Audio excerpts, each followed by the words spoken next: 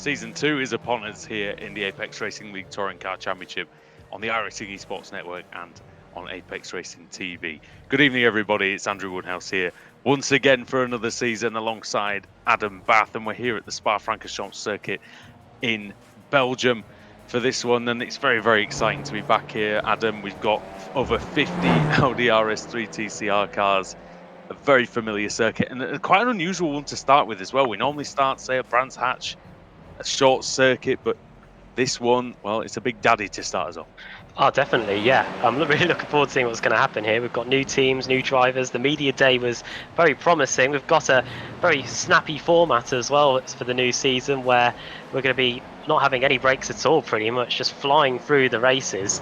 And yeah, you're right. We usually start the season at Phillip Island or at Brands Hatch, and here we are at Francorchamps. Plenty of slipstreaming opportunities available for what is our 10th or 11th season now covering this series since we started in 2014. So yeah, plenty to watch out for. And as we are looking in the practice session, a few confusing liveries: the Pure Sims esports cars and the Apex Racing team cars.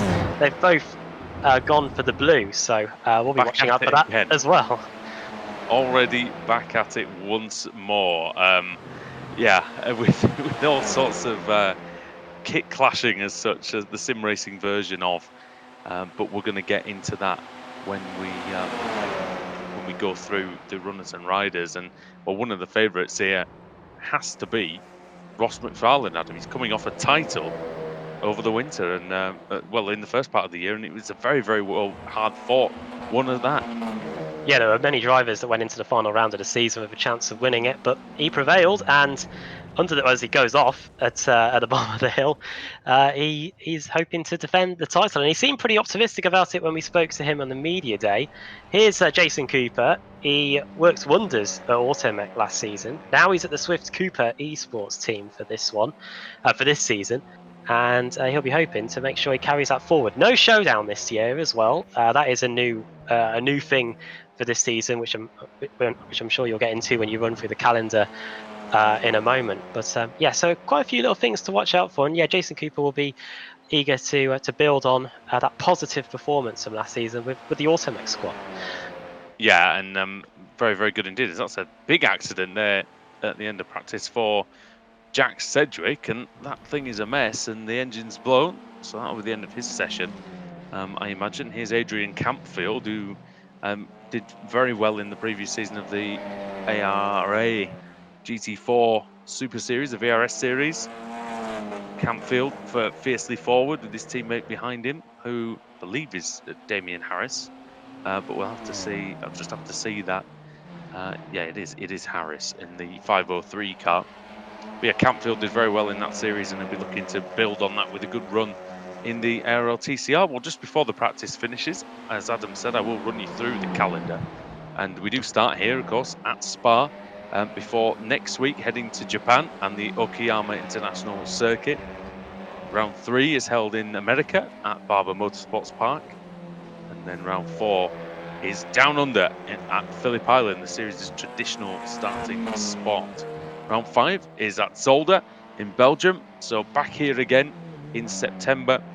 And then round 6 at Canadian Tire Motorsports Park, Mosport circuit in Canada.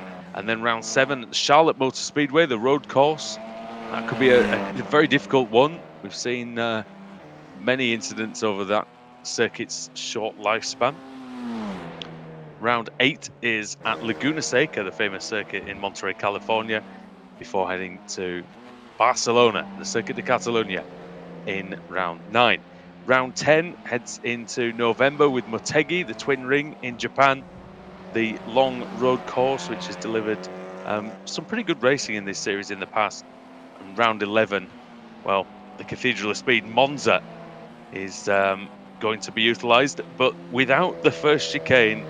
So it's going to be the long blast through Curva Grande is going to be turn 1, and we know that can be very, very interesting indeed. And then 2 rounds to go. Donington Park National, that's a Classic 1 circuit, and Adam Bath might even be in the car for that one. You never know by that point, because the National Circuit will be in use. It's short, it's snappy, it's fast, it's flowing. Should be very good indeed. before the final round. And this is a curveball, ladies and gentlemen. The Sebring circuit will be the host of the final meeting. Can you imagine, Adam, the title being decided with maybe a battle in Sunset Bend on the final lap? Yeah, quite apt as the sun sets on the season. That'd be brilliant. Yeah, we stay in Florida for the final round of the season. We just move away from Daytona Beach to Sebring, and the quali session is underway. Then 15 minutes, and it's the best of the best going at Oh, it. wow. And there's a traffic jam to get out of the pits. Oh, they're getting on with it, aren't they? The Pure Sims esports car, Ash Sutton there. Many times a race winner here. Has over 20 wins in the Thursday Night League. And Sutton, well, former BTCC champion, he knows his way around this Audi RS3 as well. He was in title contention for a lot of the previous season, wasn't he? Before just a couple of dodgy results at the end of the season just put paid to that. Yeah, it was a race. I think it was just one race meeting to forget for him, and that's what sealed it. And with no showdown, it could be a help or a hindrance for him. Of course, in the past it has helped him because it has meant the points closed right back up again. But we'll wait and see what that does for him as he's following one of the new teams for this season. That is the Freem team, which is including the likes of the guy in front, Pete Newman, and Jamie Rushworth as well, who is there in the 33 car. So I like that new team for livery. them. It's Yeah, like the Italian flag. And yeah, they look very good indeed. And I'll tell you something, Adam. Even though this is one of the longest circuits we go to, at 4.35 miles, it's going to be difficult for the drivers to get a clear piece of track in qualifying with 55 cars.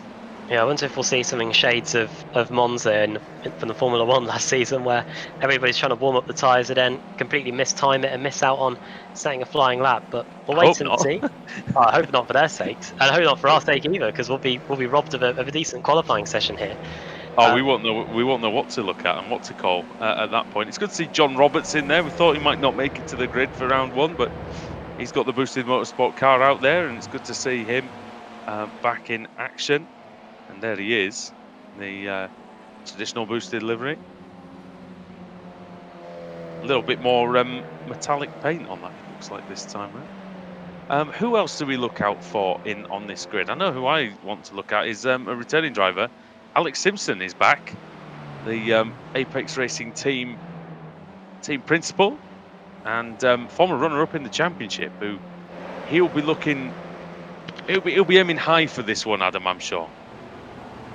Yeah, he was. I think this is the first time he's back in the championship since we made the switch to the Audi. Am I right? I think the last time he was. No, he did the first season, didn't he? Oh yeah, he did the Winter Series, which Wojciech won. Yeah, but missed season one last season, and he'll be out to try and go one better this time around. He pushed Wojciech close, and Wojciech Savinovic's teammate as well. He'll be eager to try and get back on the get that title back. It's the first time in a couple of years that he hasn't been the reigning champion going into a new season.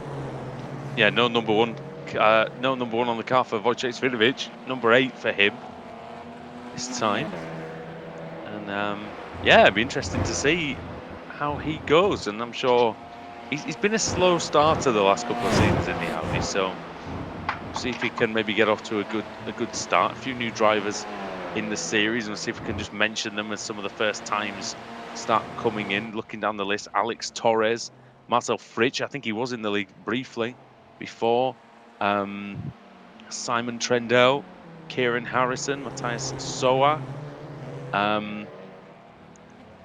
Fraser Smith, Oscar Mangan, who I think might have done a race or two in the past. I am not sure. Jason Stenny, Matthew Turnbull, Mikkel Garcia, Joachim Gulbrandsen of Norway, Dennis Neidhart, Darius. Philip Johansson, good to see him actually in the league. Adam Tompkins. Who else is there? Baron Glover.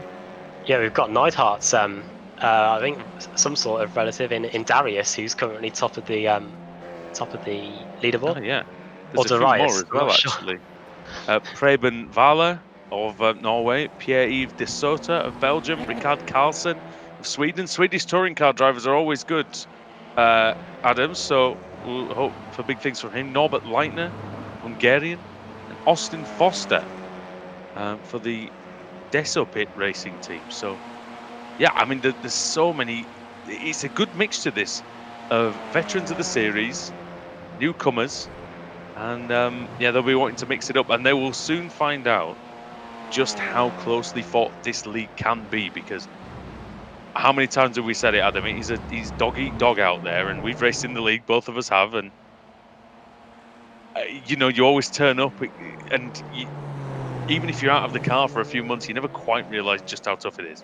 I think we had it almost. I dare say we almost had it easy when we were in the car back in the day a couple of years ago, because since then it is gone on leaps and bounds, the quality at the front of the field, and some of the people that are towards the rear of the field usually over the last few years, they are no slouches. Whenever we race against them in any other leagues, they'll be near the front or whatever, but here they're fighting away in the midfield. So it just shows how good the drivers are in this series, and I wonder if we'll see anyone new try and break that dominance at the front that we've seen over the last few years, at least since the Audi came into being. But here's a guy that's currently on pole position, one driver that's trying to do just that.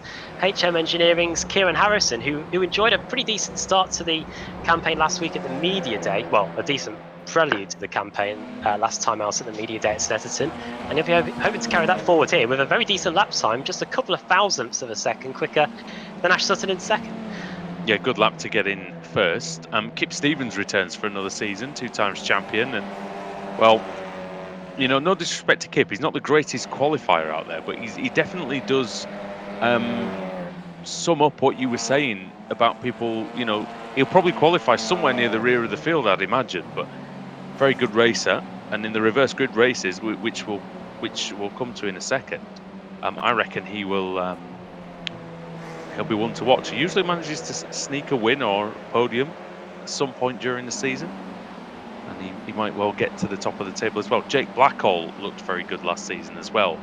In terms of his pace, it looked like that improved quite a bit. So fingers crossed for Blackhall, Adam, because I mean, he must have a ladder set up outside his door, so he walks under one every time he leaves the house or something. He gets so much bad luck. Yeah, things haven't gone his way at all in recent times, Ever. have they? Or ever, for that matter. Yeah, I really hope this season is the one where it turns around for him.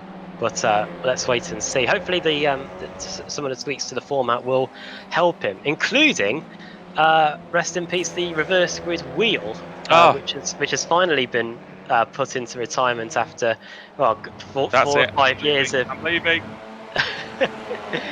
Respects in the chat.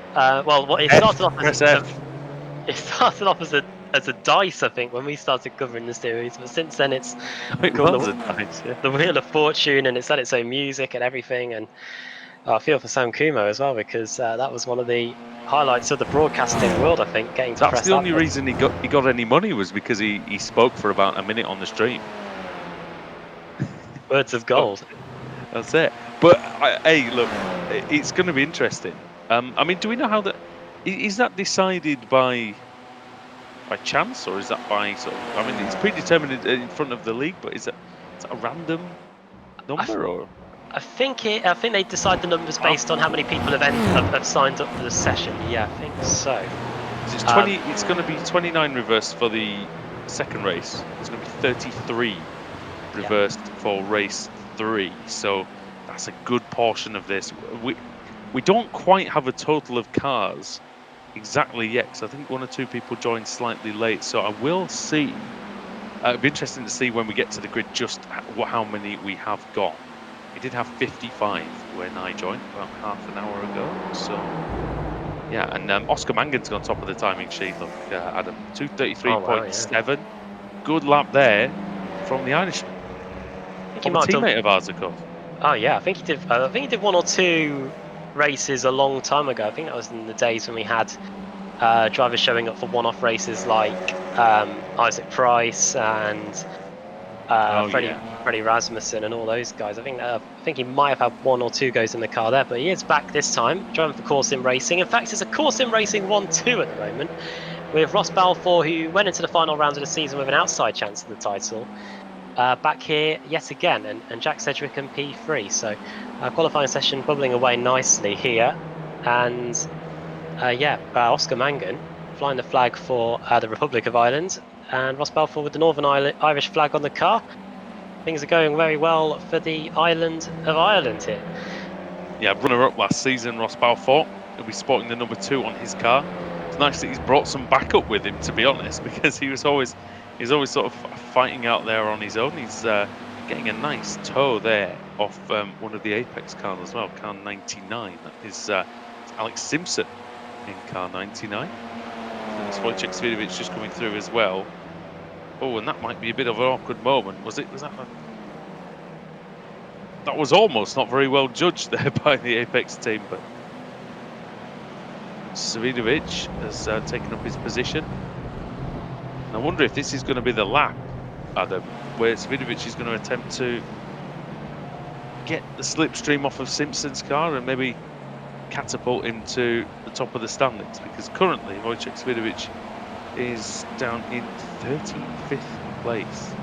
Yeah, it's going to be interesting to see if Alex gives him a tow to the top of the hill and then releases Woj when he gets to Lake Com. At the moment, he's in 35th place, riding on board with the champion. It feels so former champion. It feels so weird to see the Audi without the number 1 on the side. He's with the number 8 for this season, riding the curbs through Eau Rouge. There's Radion, and now up the Kevin Straight. Now he's going to be getting the slipstream. Oh, spinning at Le Com. Oh yeah, I can see. Just about to see. Sure who that might be. May have been Ross McFarlane. I did see in the because his name was in red on the timing sheets. There is another car off there. That was the Williams car, so that must be Josh Thompson, I think.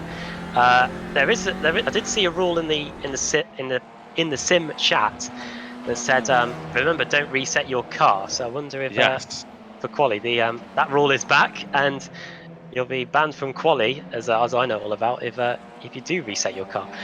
Yeah, that is the Smolensky rule, as was known before. Which it's just to stop a driver just continually getting new car after new car.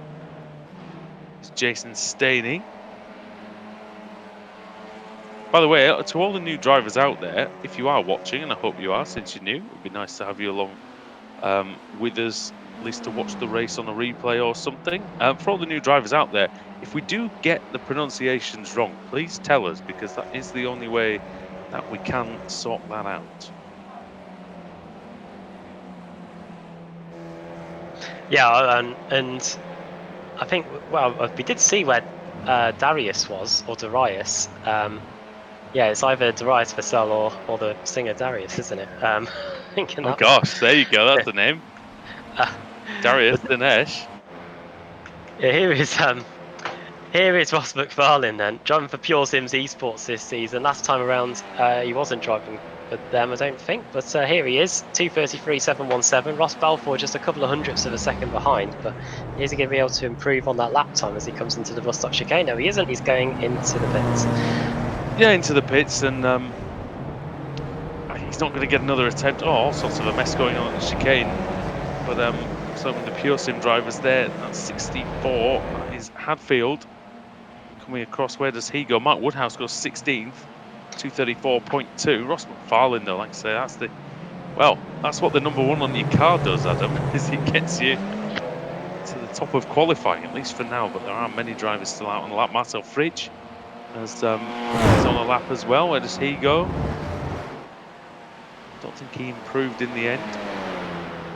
Dennis Neidhart looks like he's on a decent lap. He's got 3 green sectors. Sorry, personal best sectors is what I meant. But here he comes across the line then. Where does that put him? That puts him in 19th place.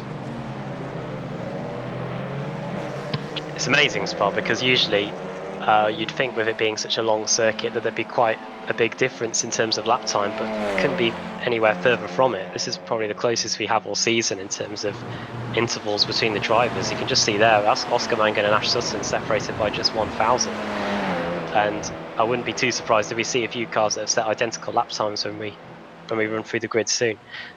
Oh yeah, definitely. Yeah, it'd be great to see that. I mean, you can see 4 tenths between the top 10. That looks great, and yeah, we'll see how we go. I'm afraid my Sims crashed, so I'm gonna have to go back in. No problem, and the drivers don't have time to finish their lap in the quali session either, because we are going straight on to start gridding up. So I wonder if that would have caught anyone off guard. Here's the grid then for the first race of the season. Ross McFarlane starts on pole. Ross Balfour just 29 thousandths of a second behind. Oscar Mangan on row 2 along with Ash Sutton, just 1,000th between them. And then Jack Sedgwick and Josh Thompson, just a 10th of a second covering the top 6. Then Matt Turnbull, then Norbert Leitner, the top Hungarian on the field. In the field, Dave Baker 9th and Alex Simpson completing the top 10. 11th for Kieran Harrison, then it's Alex Nella for Boosted in 12th, 13th for Simon Trendle, and then the highest of the AM drivers, I believe, in Adrian Campfield. George Simmons 15th, then Mark Woodhouse back for another season with Team Mad, then Michael Evdoka, Pete Newman for Freem, then it's Dennis Neidhart, and completing the top 20, Adam Hadfield. 21st, Craig Williams, Jake Blackcall, the Aussie there in 22nd place. 23rd, Alex Torres for Fiercely Forward, and then Fraser Smith in 24th. 25th for Damien Harris, then it's Wojciech Svidovic, the former champion. Darius Neidhart in 27th, and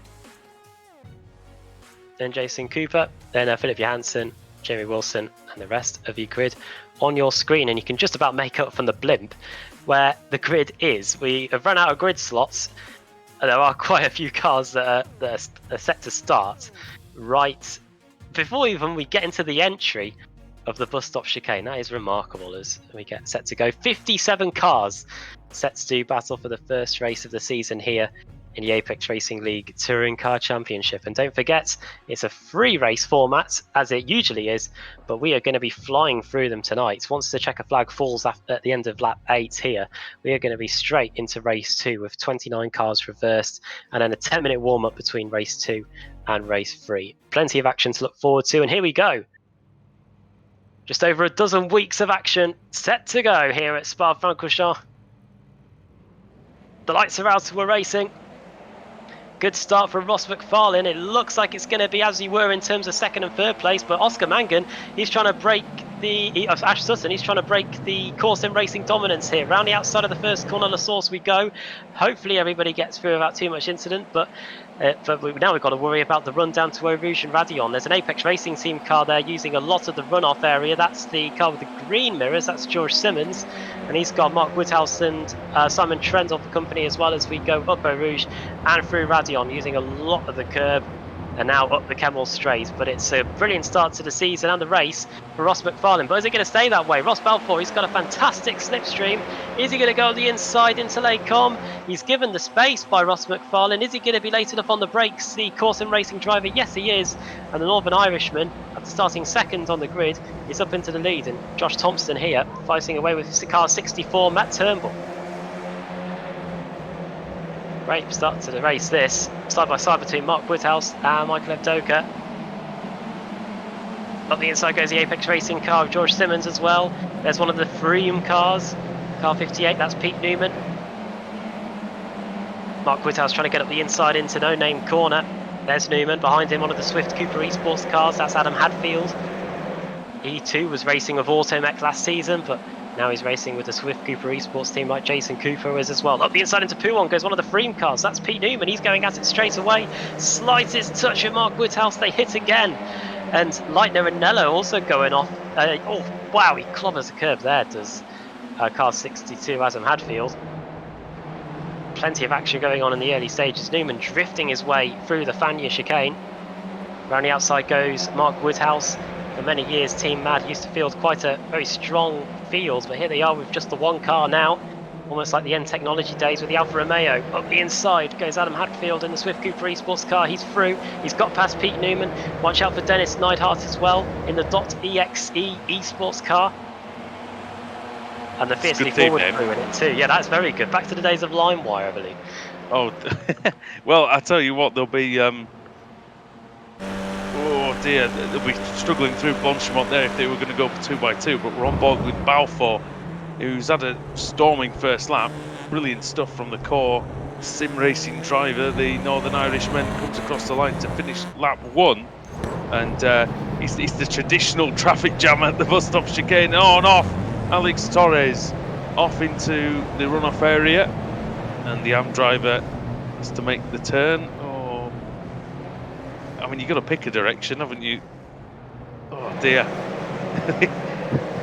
I've seen better rejoins, I'll say that. But it didn't hit anything, so that's good. Yeah, he was trying everything to get back on there, but it's such a big traffic jam in this series. As we said, 57 cars set to do Oh, battle my here. God. Well, it's Webber versus Alonso again, isn't it? Eau Rouge.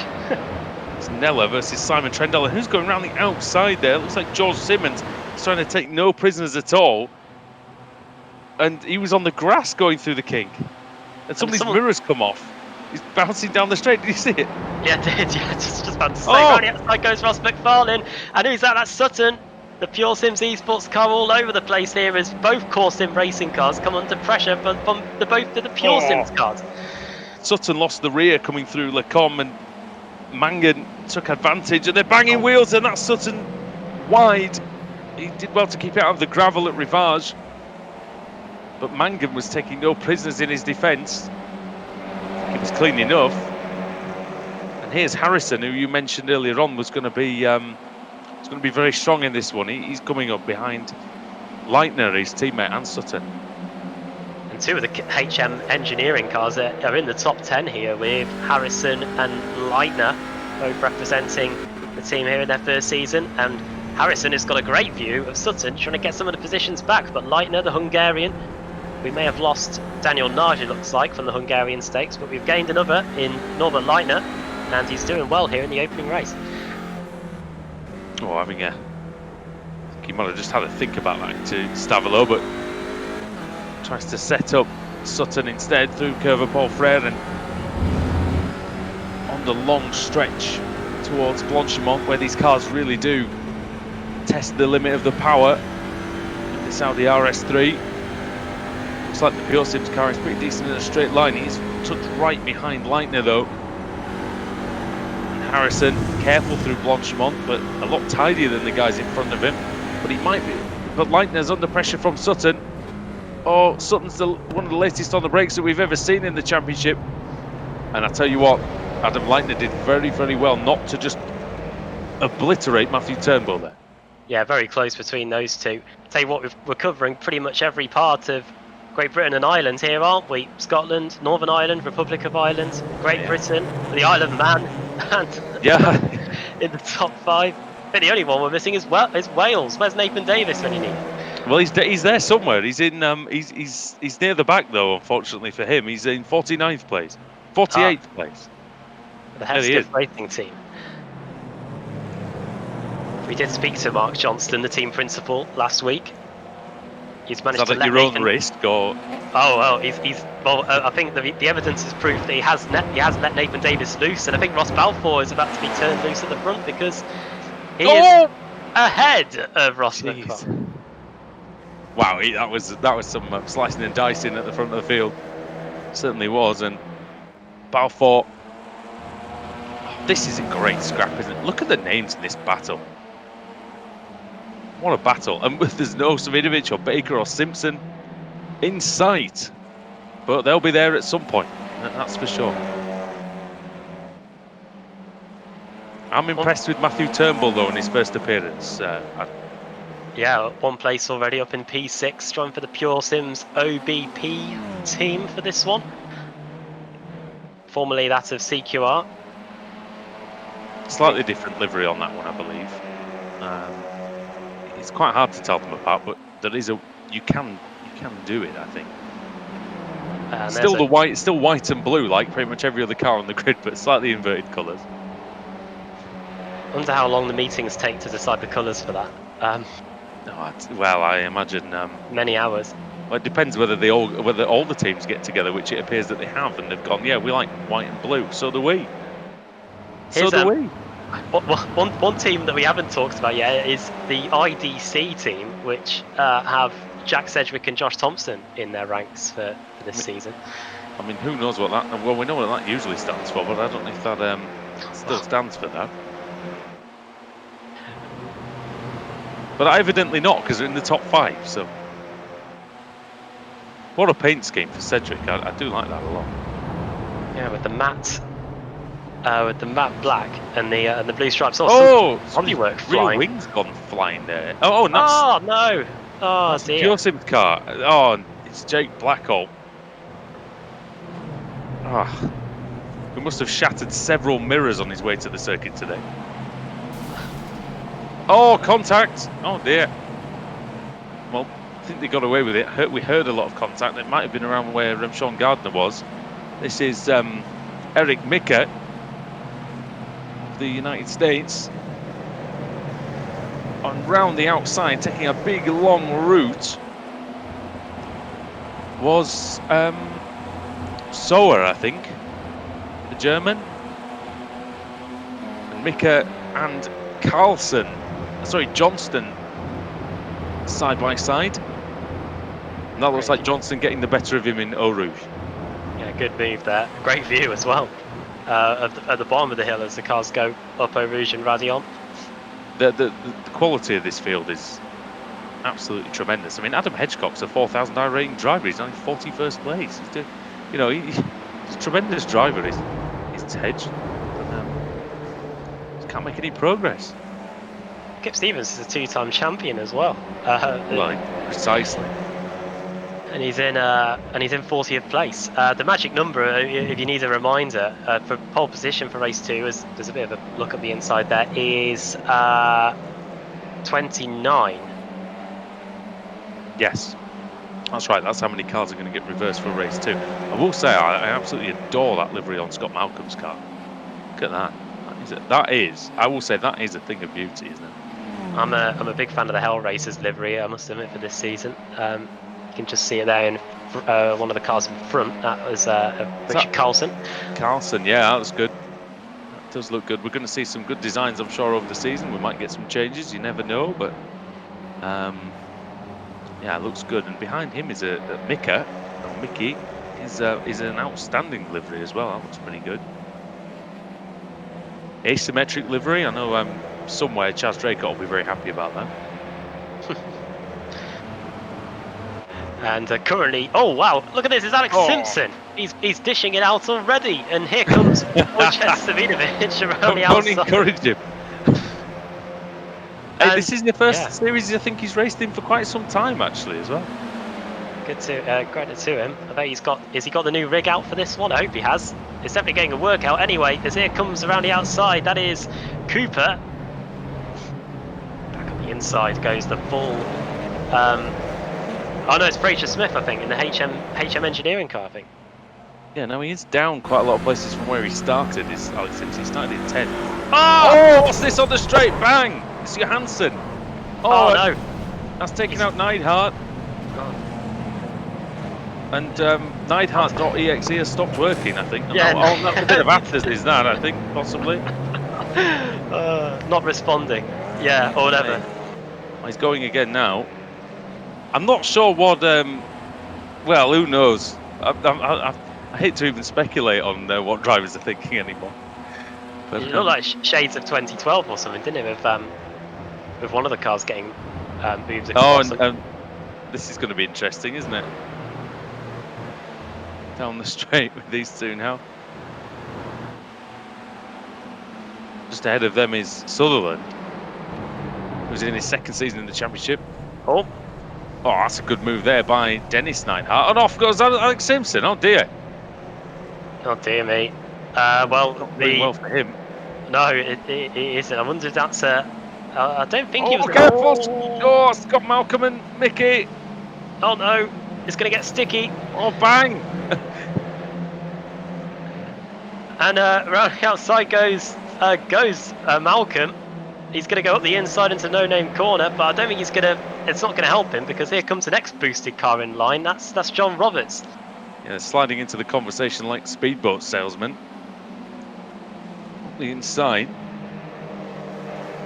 And Kidsley is in on this as well, the third Hesketh racing car. Luke Kidsley, who is, this is a great battle, isn't it? I mean, fantastic scrapping at the front, but this is great stuff down in the lower reaches of the, off! I don't know who that was, it might have been, was it Mats Borger Anderson, was it? Off, or Garcia? Oh, here is Mads Borger up the inside. The latest in the lineup to get past Alex Simpson here. Next up Simpson's having a shocker. I don't know what's going on here. Is his suspension broken now? Is that front right suspension? Oh, well, yes, it broken? is. Yes, it is. Yeah. He's turning right in a straight line, which is never good. Well, he'll just have to finish the race and get some points. I think that's going to be his MO now. Because yeah, he's not going to get anywhere fast with the car like that.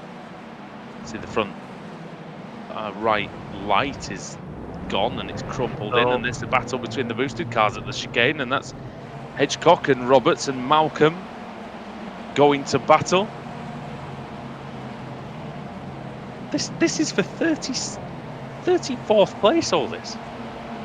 You'd think it was the last lap and they were fighting for spots in the top 10. Of course, there are two classes of competition, if you knew, Pro and Pro-Am, so these are all potential positions in those two title fights. Balfour, is he back again at it for the lead? I'm not sure, as Malcolm is under pressure from Kidsley there, and Balfour is back in front, so Ross Balfour returns to the lead with 2.5 laps to go. I'll tell you what, that is it's tremendous, isn't it? It's battles throughout the entire field. We've seen this season after season after season, but always amazes us. And what a first track to come to, Adam. I love this decision by the league organisers to bring it to Spa-Francorchamps. As much as Phillip Island was a good first meeting, I think this is a masterstroke. Well, yeah, it's they have the media day at Snetterton, ease them in gently, and then go, actually, you know what? Let's go from that 5-meter diving board to the 10-meter one, or of that nature.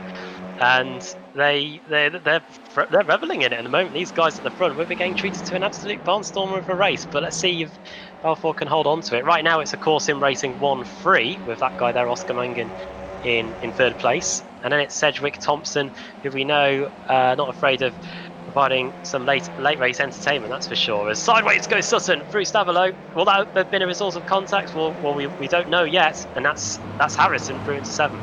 I was going to ask you what you thought Thompson was doing. Whether he was biding his time or not in 5th place. But time is beginning to run short for the Manxman. This is a close battle here. Leitner and that's David Baker, who's worked his way up a few places from where he started. Baker having a little look into the chicane, but we focus back on the front now with Balfour, Farland, Mangan, Sedgwick, Thompson. 2 laps to go then. It's irrelevant to talk about lap times because everybody's just following each other. A little look into the source, but alas, no way through there. I think really, if you go for a move and don't pull it off into the source, you're going to get completely hung out to dry on the straight. There's problems for Mark Woodhouse. Woodhouse around. It carries on well. That's probably the better way to go back on, actually, if you can. So you actually open up the last corner.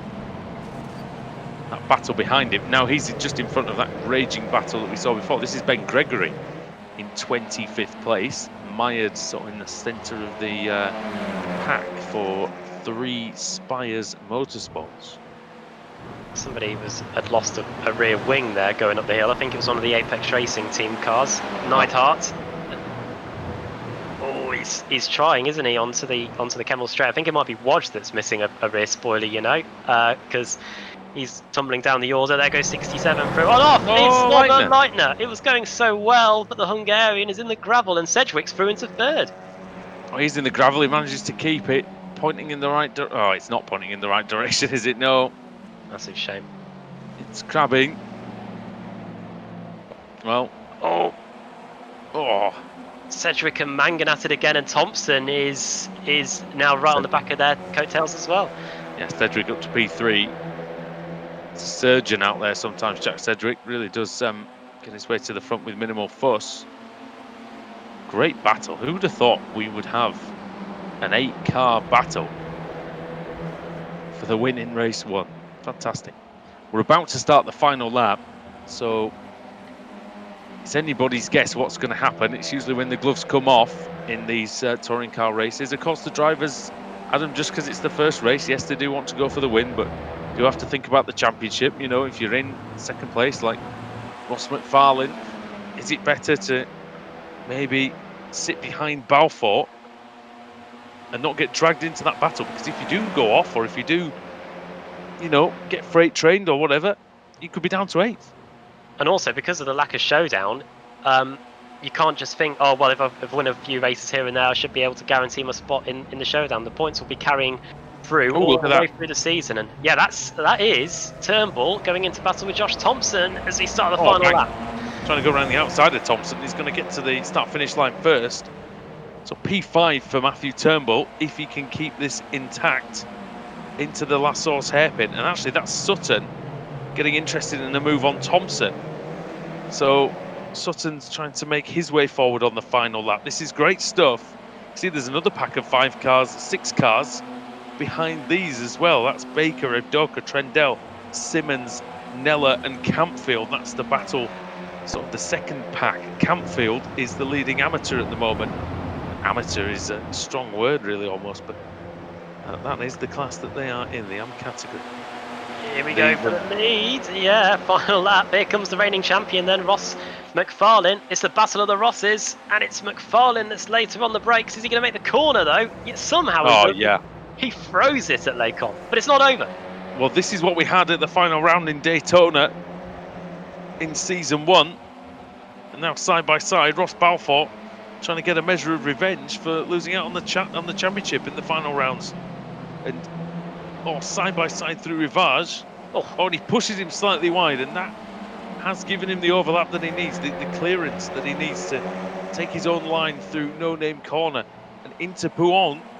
If McFarlane ends up defending from Sedgwick, that's going to mean Balfour is home free, Adam, I think.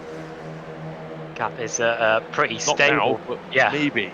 0.3 of a second. I think he'll be delighted to have that much of a buffer, Ross Balfour. It's certainly been less than that so far tonight. It's all going to be about the run into the bus stop chicane then through Savalo, Kerpel, Frere and Blanchimont coming through the Fania chicane now. Ross McFarlane, if he's going to have any chance of winning this one, he's going to have to hope to have an almighty run on the exit of these 2 corners coming up now. Absolutely anything can happen then, ladies and gentlemen. Here we go. The first round of season 2 of the Apex Racing League Touring Car Championship. This is Spa, and this is the run to the bus stop chicane on the final lap. They've got Blanchimont to negotiate here. Very, very fast left-hander. It's not flat out in these touring cars, so it is a challenge. Balfour negotiates it well in the background. Sutton going slightly wide. Balfour into the bus stop chicane though, and he looks like he's going to be unchallenged. So he comes out of the chicane, gets the power down, Ross Balfour, and he crosses the start-finish line to win the first round of the season and get first blood over reigning champion Ross McFarlane. Sedgwick, Mangan, Sutton, Turnbull, Thompson and Harrison were the top 8, all finishing together, and it was Baker, Adam, who got the better of that second pack. It's all kicking off here, and let's not forget number 29. That's going to be pole position for race 2. Jamie Rushworth comes across the line in P23. That Frame car looking a little bit worse for wear. Marcel Frisch is going to come across the line in P29. That should mean pole position for race 2 with one of the fiercely forward cars in second. No, sorry, one of the Hell Racers in second, I should say. There's Mark Woodhouse, who finished just inside the top 30. And Wojciech Savidovic in 34th place after that first race with no rear wing either. I'm sure that wouldn't have helped his plight in the last 2 laps of that one.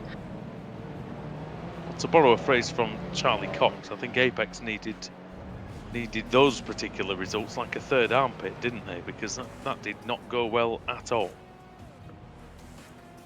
Here's Toby Ward for Free Spires Motorsport, 52nd in the end.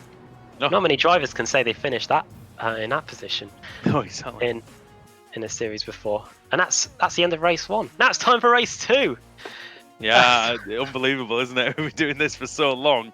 Here is the Here is the grid then. Marcel Fritsch on pole position, Ricard Carlson in second, Mark Johnston third, fourth for Matthias Sauer in, fourth, fifth Craig Williams, and Jason Staney with the Ugandan flag emblazoned on the overlay in sixth. Jamie Rushworth in seventh, eighth for Dennis Neidhart, and then ninth for Ben Gregory, 10th for Preben Vala. Fraser Smith is 11th, Jason Cooper 12th, 13th will be Damien Harris, and then it'll be Pete Newman in 14th, Adam Hadfield 15th, 16th for Adrian Campfield, 17th for Alex Neller, 18th Michael Evdoka, 19th Simon Trendell, 20th is George Simmons, and then we'll run you through the rest of the field before the start. So, well, Adam, take it away, mate. Here we go then. It's Austria and Sweden on the front of the grid. Can Marcel Fritsch get the perfect start to race 2 for the WS Racing Esports team? The lights are coming on. We're about to find out. The lights are off and we're away. And you can see straight away some drivers that aren't familiar with the front-wheel drive are really struggling here. What a start by the Craig setup shop cars. They're pretty much bookending the entire field going into La Source. Yeah, amazing start there. That was Staney, and then Williams himself. Oh no. Big crash. That's a mess. That's Wojciech. Dear me. And two of the Swift Cooper cars were involved there. Hitchcock's around. Yeah. No safety car, though. We stay green at the moment. And it looks like it's cleared up, but Thompson looks like he's out. Oh, someone, are they in the wall there? Newman. Newman. If he didn't hit it, he was very close. But here they come up to the top of the hill. Marcel Fritsch is away with this one, but it's all about second place, and it's Jason Stehny into second. Is he? No, it's the Hesketh Racing car. It's Mark Johnston arriving onto the scene. He's not clear yet, though, and now he's clear. So that's a brilliant start by the Northern Irishman there, Mark Johnston. The two Craig setup shop cars, I can't speak, going side by side through Rivage. Brilliant stuff. Jamie Rushworth is in 5th. He's a former champion of the series for those new. And Ben Gregory and Dennis Neidhart then.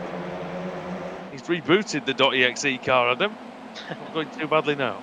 He's had a look at the old task manager and he's got it going again. He's ended the task of race 1. He's got it running.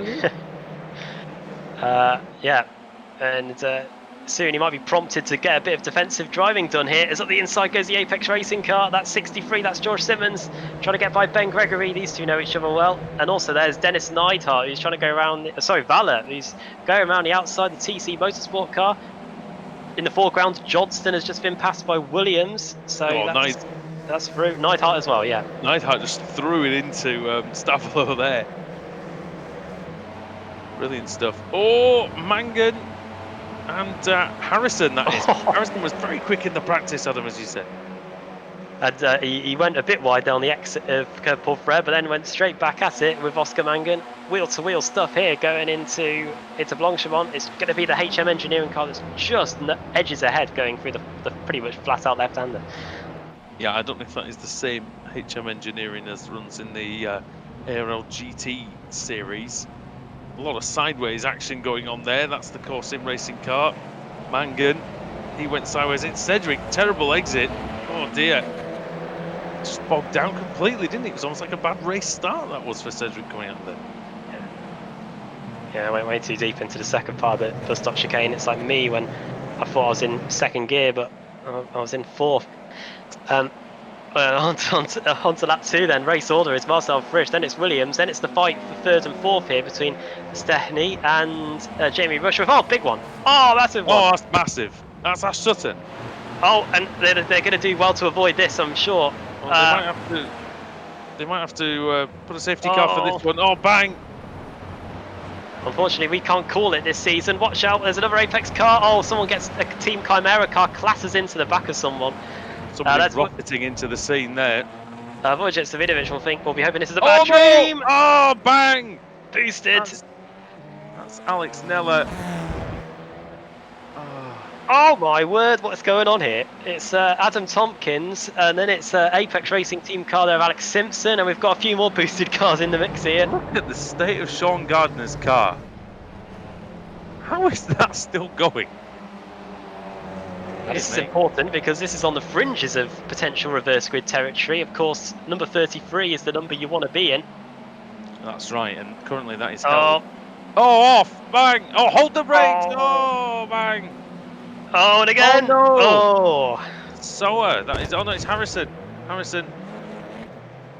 Oh, it's going so well for HM Engineering, and it now was. they're tumbling down the order. Here's Michael Evdoka. He's going into battle with Richard Carlson for Hell Racers.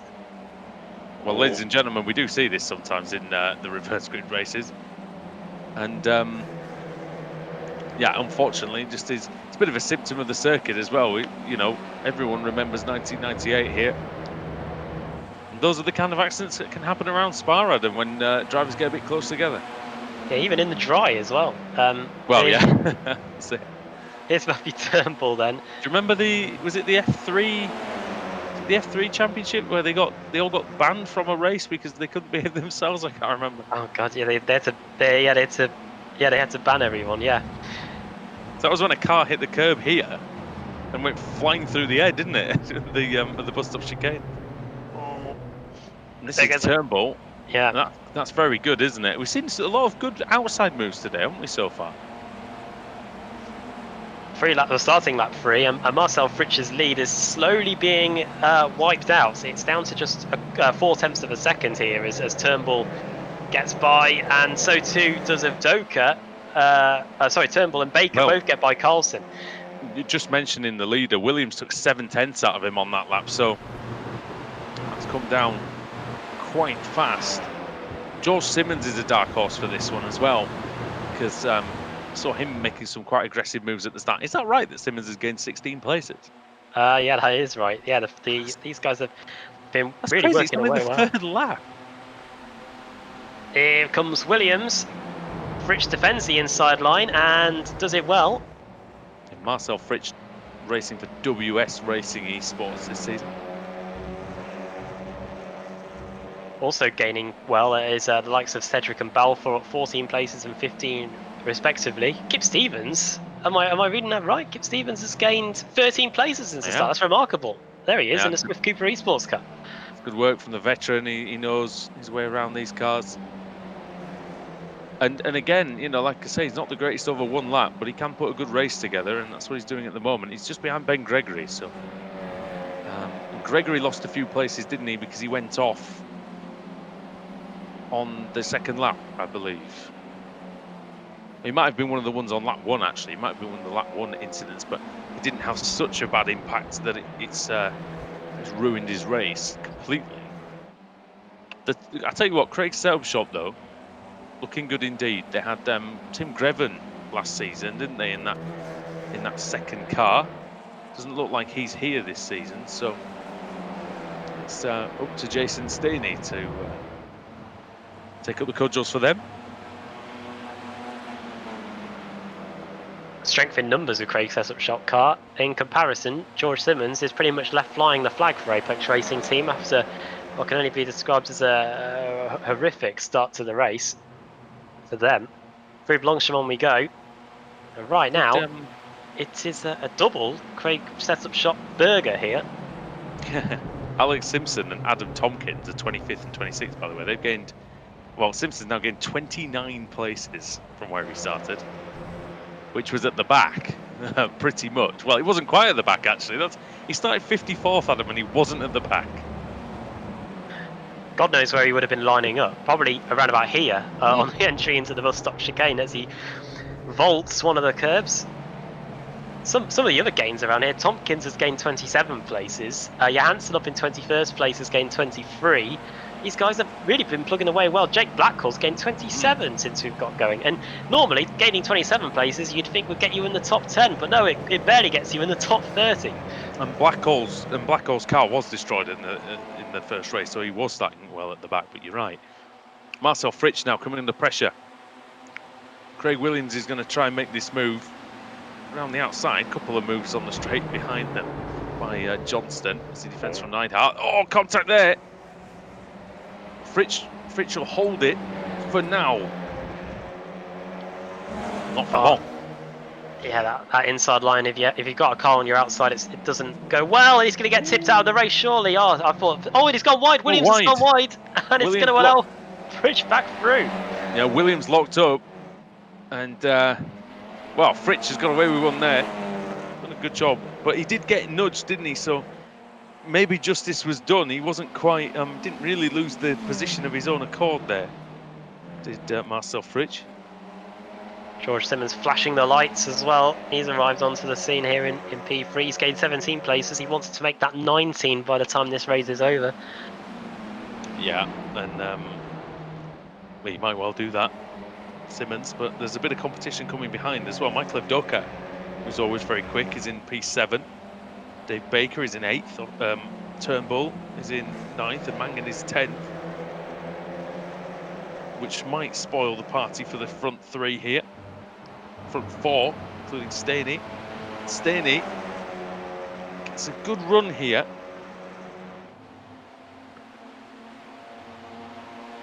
What can he do into the chicane? You shouldn't have to worry too much about the cars behind, as Neidhart and Johnson are both going at it. But through Blanchemont, I thought we were going to have a full-on quarter panel there. But here comes Evdoka. Watch out for him on the outside. Yes, here he comes. Around the outside goes the OBP car. Doesn't make it work, but he might be able to get one of them. OBP versus .exe. And it's yeah. Think of your own acronym. Neidhart around the outside. Yeah, quite a few acronyms in this series. ARLTCR. And through goes Neidhart. But now this is going to be the test, isn't it? Keep your you can cover your eyes if you want, ladies and gentlemen, as they go side by side. And actually, he realises there, does Evdoka, that was the sensible thing to do, was to not go side by side. Baker's got a good run up the hill.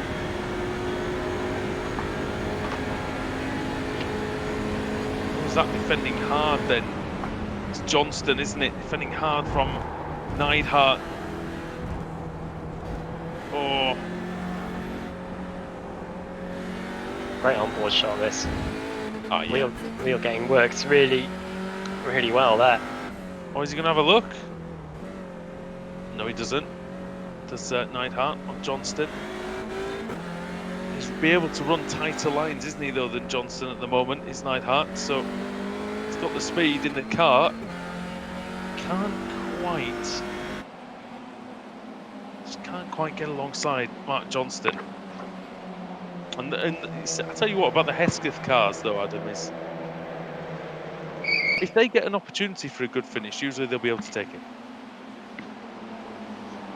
They really are. Like, we saw Davis earlier on having a go, and here is Johnson in with a shout of being in the top 5 here, and I'm sure he's not going to let that go without a fight. I'm trying to work out what the play on Goodyear is at the front of the car.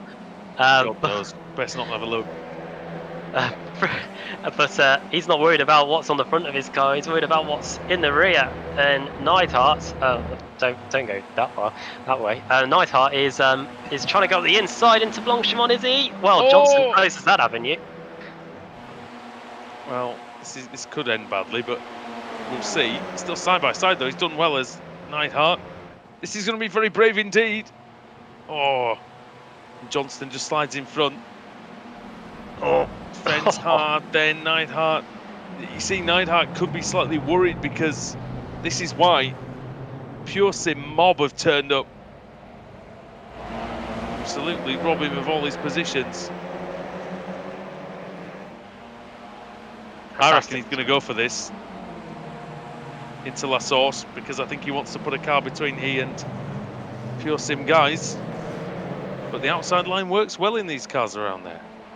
Ross Balfour, fastest lap of the race. He's just arrived onto the back of this squabble. So too is his teammate Oscar Mangan. You could see the two Corsim racing cars there. There they are.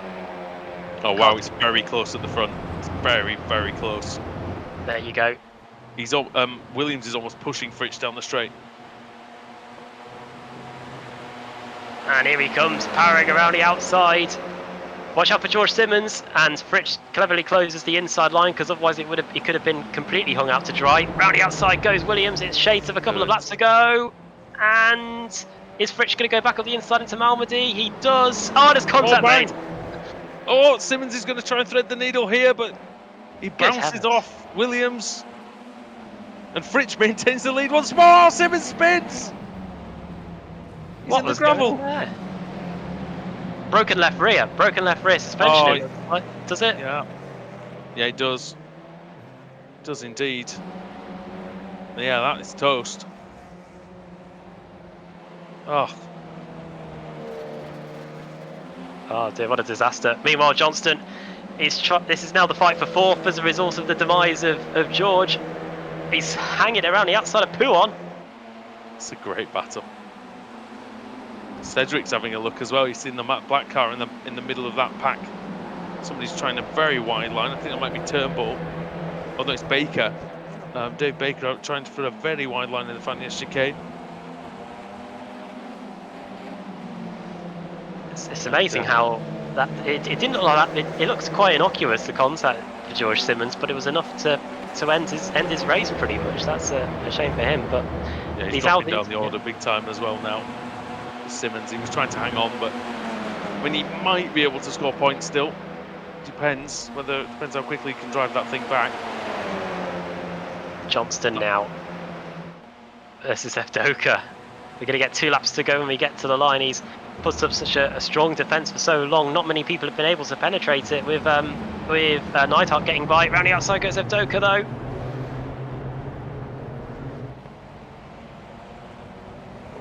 There's the third car in the mix as well, and that is Cedric, isn't it? Sorry, not Cedric, Baker. Oh, inside to La Source, having a little look was Evdoka. It's been a crash for Damien Harris further down the order. He's ended up he's in the pits. Maybe not a crash then. Maybe a penalty served or something. Maybe a black flag. Here they come again, and now it's strength in numbers. Are the 2 Craig setup shop cars just going to breeze by while Williams is alongside? Is Stehny going to get by as well? No, he isn't. It's going to be deja vu once again. Well, Fritsch was very late on the brakes last time into Lecombe. And once again, he's going to try, and he's going to fail this time. Oh my goodness me. Just about got his defensive move in. What he needs to do though, really, Adam, is he needs to keep it clean and tidy and try and stay with Craig Williams. Because that's the only way he's got a chance to win this race. Take a lot of outside curve there into No Name Corner, but it still remains the same in terms of the gap, just 1/10 of a second in it between, 6/10 of a second in it between those guys. And meanwhile, Johnston, as the floodgates opened, he's down to 8th place. Sedgwick has got by. He's been able to at least stay in the top 10. Balfour is just in behind him. And it's Turnbull in 10th. Just looking down the order while we watch this battle, the 33rd place is currently held. It's actually a great battle going for 33rd place between Pierre-Yves de Soto and Toby Ward. It's 33rd and 34th, and that's going to decide the reverse grid pole. So we'll try and bring you the result of that. Oh, in fact, we can see it on the screen. And that is de Soto for the Deso Pit Racing team and Toby Ward for 3 Spires Motorsports. 2 new teams to the series, Adam, and battling over a potential pole position here. This is important for them. Yeah, Pierre-Yves racing at his home track as well. From Belgium, Desposit could potentially Deso Pit could be on the pole position for race 3. Here comes Fritsch versus Stehny, and well, the Craig setup shop car's gonna really have his work cut out. He wants to make it a 1-2 for the team. We're about to start the final lap of the race as well. Got his elbows out then, did Fritsch, didn't he? And as he has done in the whole race, he is still in touching distance of Williams, but he's not going to get a great amount of slipstream from 1.1 seconds behind. It's been a good drive by Craig Williams. I mean, it all came from the start, didn't it, for these two? They made absolutely blinding getaways. Yeah, one went round the outside of the whole field and the other went up the inside, and it paid off handsomely for them. I think we might see something similar when we get to race 3 in a few moments. We'll have the, of course, 10-minute warm-up between the end of this one and race 3, just so we ourselves can catch our breath. Neidhart's having a good run in 4th, isn't he? He managed to stave off that problem, that pressure from that big group that just converged on him. And yeah, he's in 4th place, and he's not under a great deal of pressure from David Baker at the minute. Might change by the end of the lap, who knows?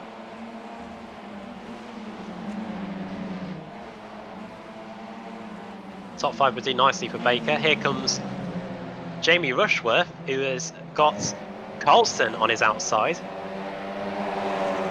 The Swede goes up the inside. Oh, very close. Good race for Hell Racers, actually. Carlson in 13th, Johansson in 16th, up 28 from where he started. But yeah, Williams, the lead's down to 1 second, but it's really bothering him at the minute with less than half a lap of this Francorchamps circuit still to go. Preben Vala in 14th place. He started in 10th, but still a good performance, I say. If you're an AM driver in a reverse grid race, Adam, and you start 10th and you finish 14th, or you know, it could be 13th even, or 12th here, you're very, very happy indeed, I think. Especially in these reverse grid races where the Pro-Am drivers have a great opportunity to make hay at the front. I think for Carlson and Vala to be third and 4th as it stands in the Pro-Am ranks, that's something to be proud of, especially in their first race meeting, as here comes Williams into the bus stop chicane. Yeah, tremendous start by Craig Williams. And he's parlayed that into a very, very hard-fought win indeed. He likes the flash of the headlights, does Craig Williams, and there it goes. Over the line, he takes the checkered flag, it waves for him, and Marcel Fritsch in 2nd place. Oh, Oscar Mangan's in the gravel on the last lap. He's trying to get it to the line. And I think the car's broken. It's broken! Oh, it's broken. As someone said. Right in the same place that happened as well. He comes across the line P16 in the end. Yeah, it was broken, but unlike Lando Norris. Oh, spinner! Roberts! I think Roberts is around at the bus stop. Oh, John, come on. You're 32nd, John. Oh, no! The rear right's locked. It's not doing anything. Oh, he's just dragging it along the ground. And that's it, and his hopes of pole position fully dead and buried now. 36th. And it was Ward who gets the pole. So De Soto at his home race gets a front row start, and Ward also gets one on pole. Brilliant stuff. Wojciech Williams, 34th, Adam. Just misses out, and the highs and the We're going to replay here. This is what happened to John Roberts. This is what's going to cause the right rear to just completely become immobile. No. Oh, he got a big hit though, didn't he? He really did get walloped.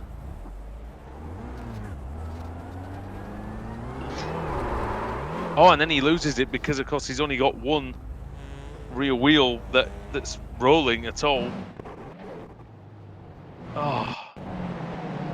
And here's what's happened to Oscar Mangan. That's one of the Hesketh racing cars, and that's what caused it. It's remarkable, isn't it? These front-wheel drive cars, they can't take wheel. It looks like side-to-side contact because it seems to break the suspension.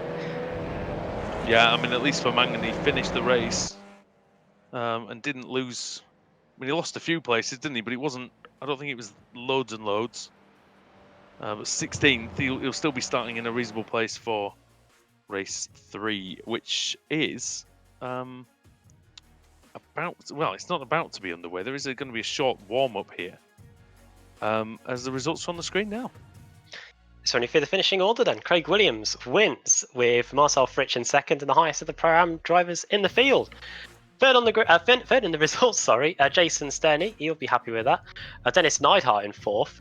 Dave Baker in 5th. Tell you what, the newcomers to this series, they've really thrown the cat amongst the pigeons here with these race results.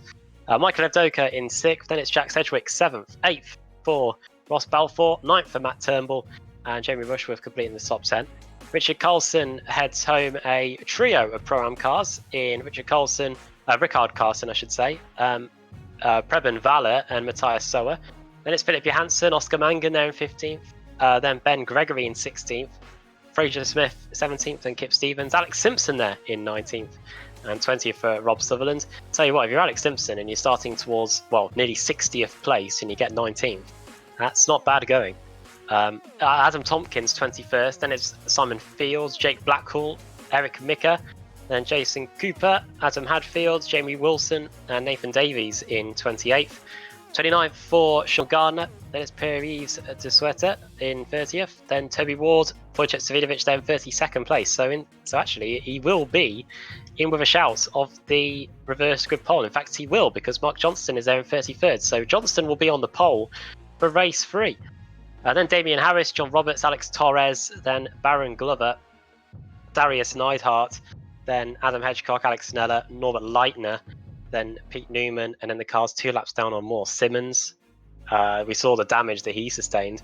The 2 Team Mad cars of Woodhouse and Malcolm. The Deso Pit Racing Team car there, driven by Austin Foster, Matt Sporger, Ash Sutton, Adrian Campfield, Joachim Gilbranson, Ross McFarlane, Luke Kidsley, Simon Trendle, Josh Thompson, Mikael Garcia, and Simon Barnett, all involved in the 2 big crashes we saw on the first lap on the exit of La Source and on the entry into Eau Rouge in race at the start of the second lap. Yeah, nothing like a good old 57th place to get the blood pumping, is there? So we're going to just go for a small break now. We're going to see some words from the sponsors, but at the other side, we're going to be bringing you the exciting race 3. See you soon.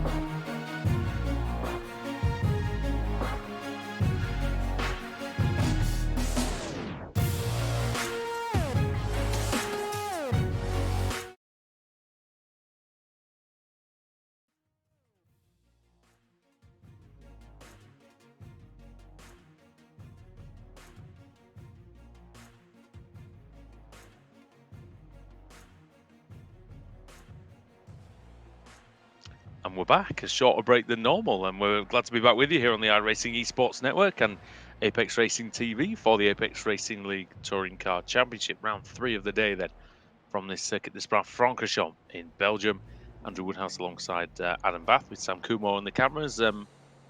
Adam then back for race 3, 33 cars reversed, and in the end, the final results were a blessing in disguise for Wojciech Svidovic, weren't they?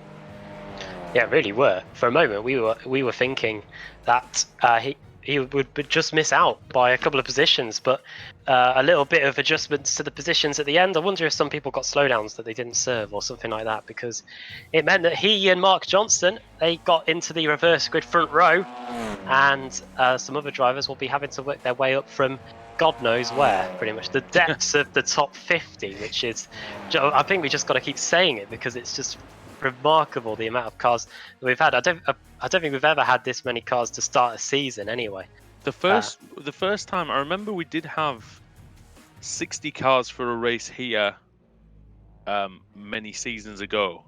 The first time I think 60 cars was opened up to us, and yeah, that was at this track. I think we did have 60 then, but not on meeting 1, not for a long time, no. Johnston on pole then for Hesketh, ahead of Svidovic, with Ward in 3rd, De Soto in 4th, Sean Gardner 5th, and then Nathan Davies in 6th.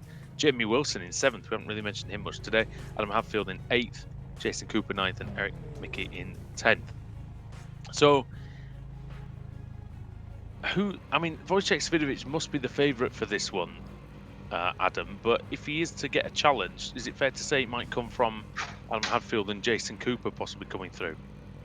Potentially, yeah. We did see quite a lot of positions gained in race 2, so if they're anywhere near a sniff of potentially getting in the top 5, they could do just that. Here come the lights then. Oh, someone jumped the start. That is Gardner, who's got away too early. He might as well have just gone. And now he's losing places, and he's going to have to take a penalty. That is his race ruined, unfortunately. Johnson leads then. Svidovic in 2nd. 3rd is Ward. Oh, traffic jam, big traffic jam there. Huge one. Oh, it's cleared itself up. I think somebody towed back to the pits, somebody was sideways. Quite sure who that was, but it's held up a lot of drivers near the back. It's almost effectively a pit lane start for them. I don't know if we slow down so much. Yeah, a lot of time lost for quite a few of those guys. There's Pierre Heaves de Suerte in 18th place. He's going backwards. Slow down penalty for the AM driver. That's not at all what he wanted at his home race. Wojciech Svidovic up into 2nd place. He's got by Toby Ward, and there's cars all over the place. It looks like at Lake Como. I did see a few taking the shortcut. Yeah, there's one of them. Off goes Eric Mickey, I think, in Lake Como. Oh, into the wall, the fiercely forward car. Damien Harris smashed into the wall, I think, possibly.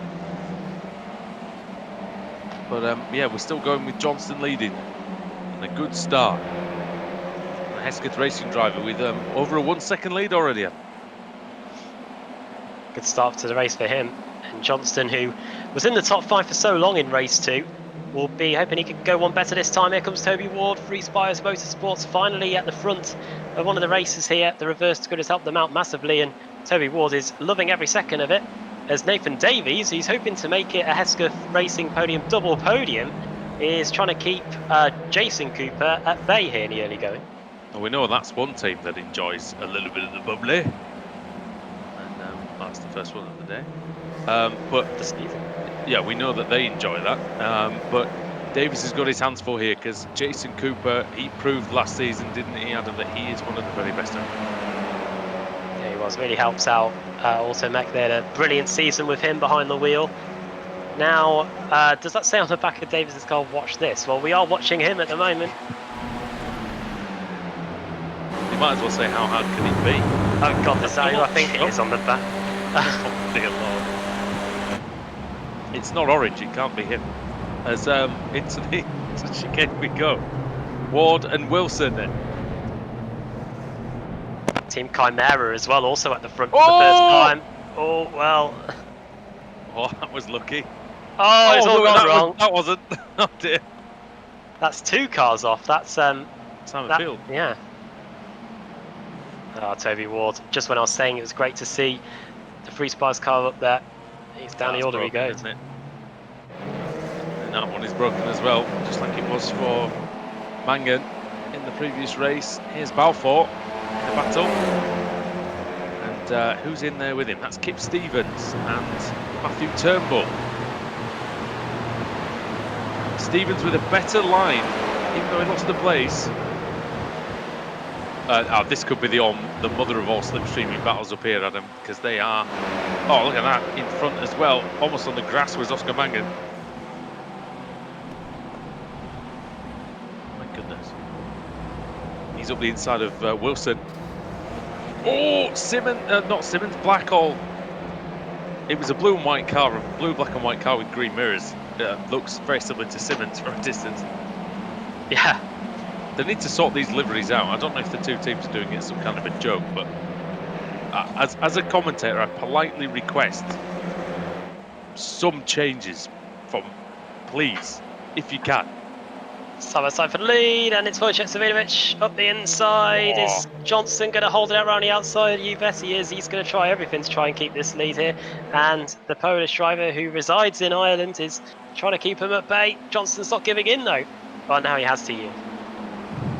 And now Savinovic to the top of the race then. Ahead of Johnston, and Davies still holding on to third. Good stuff by the Welshman. If anything, Davies is actually closing in on the front two. Keeping Hatfield and Cooper at bay. Simon Field, what's happened to him? I thought he was off, and then Wilson looks like he's dropped down to 11th. Dave Baker's up to 16th. He started 29th. Oh, let's keep Stevens. No. Who's that ahead? Who looks like he's been? I think it's Rob Sutherland, who was off also. What if they collided with each other? 3 wide on the run into Blanchimont here potentially. Very close indeed between one of the Hellraiser cars, that's Johansson. Sutton in the mix there too. Sutton getting by Johansson in fact. And he's up into 20th place. Off.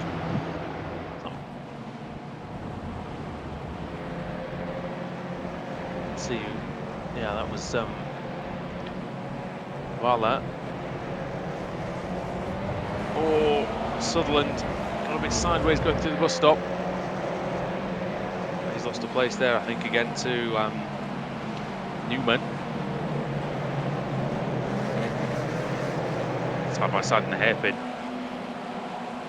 What's Sutton done in this one so far? He's only up the 30 places, Adam, nothing major. Just as we said in race 2, if he gained 30 places in any other series, he'd be fighting for the win probably, but that's just to get him in the top 20. Next up, it's Torres for him. Speaking of gaining a lot of places, you see what Nobuharu Matsushita did the other day. Day. Gained like 18 places to nearing up the back of the grid, I think. Granted, he did have a safety car and a pit stop and a beautifully timed pit stop to help him there, but yeah, you're right, it was brilliant to see him. And they said he'd started where he started. I sort of did a bit of a double take when I was looking at the results. Oh, side by side then, between Simmons and then Ducker.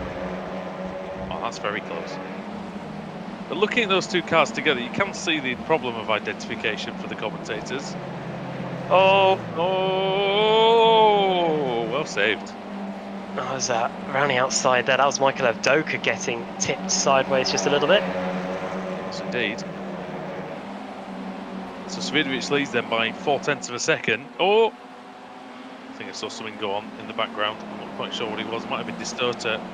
Oh, yeah, it is Distorter. Oh, and he's Woodhouse, got Malcolm. possibly, Oh, Woodhouse, yeah. Woodhouse, sorry. Oh, careful, Mark. Yeah, so the Belgian started at the front, and that has not gone well for him at all. Simpson and Cooper. Jason Cooper then going through Paul Frey. They've got Oscar Mangan for company, so and Alex Simpson used to be Oscar Mangan's team principal, so who knows what's going to go on here. Very close through Blanchimont, isn't it? Oh, and just clear Wow, is Alex Simpson. Brave. Cigarette paper between them there. Johnston is under pressure from Tompkins. Simpson late on the brakes into the bus stop chicane and almost goes into the rear of the independent as they go onto the front straight. Yeah, he controlled that well in the end, did Alex? He just about applied just the right amount of braking pressure to stay ahead of Cooper, but not absolutely slam into the back of Tompkins. But Tompkins is after Nathan Davies, who is down to 4th, but still going well.